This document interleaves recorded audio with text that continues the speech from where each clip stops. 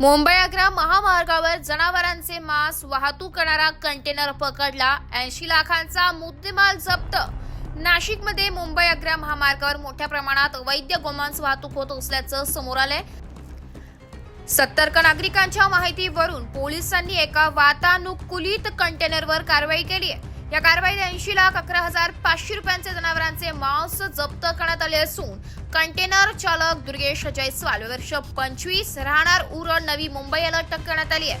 नाशिकमधील बजरंग दलाचे कार्यकर्ते विजय चव्हाण हे आपल्या दुचाकीवर जात असताना गरेवारे रोड जवळून जात असताना महामार्गावर एक मोठा कंटेनर उभा असल्याचं त्यांच्या लक्षात आलं.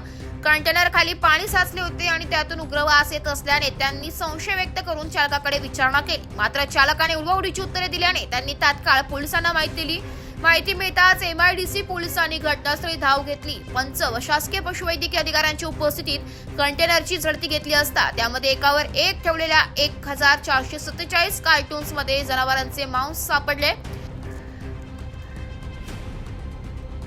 तपासणी दरम्यान कंटेनर वातानुकूलित असल्याचं आढळले. पोलिसांनी काही मांसाचे नमुने गोळा करून न्याय वैद्यक प्रयोगशाळेकडे पाठवलेत.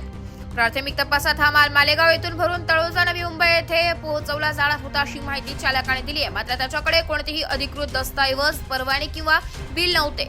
त्यामुळे पोलिसांनी संपूर्ण माल आणि कंटेनर जप्त केलाय. तसेच चालकाला अटक केली आहे. या घटनेनंतर नाशिकमध्ये मोठ्या प्रमाणात जनावरांचे मांस वाहतुकीचे रॅकेट सक्रिय असल्याचा संशय व्यक्त केला जाते. त्यामुळे पोलिसांनी या प्रकरणाचा सखोल तपास करावा अशी मागणी गोरक्षक संघटनांनी केली आहे.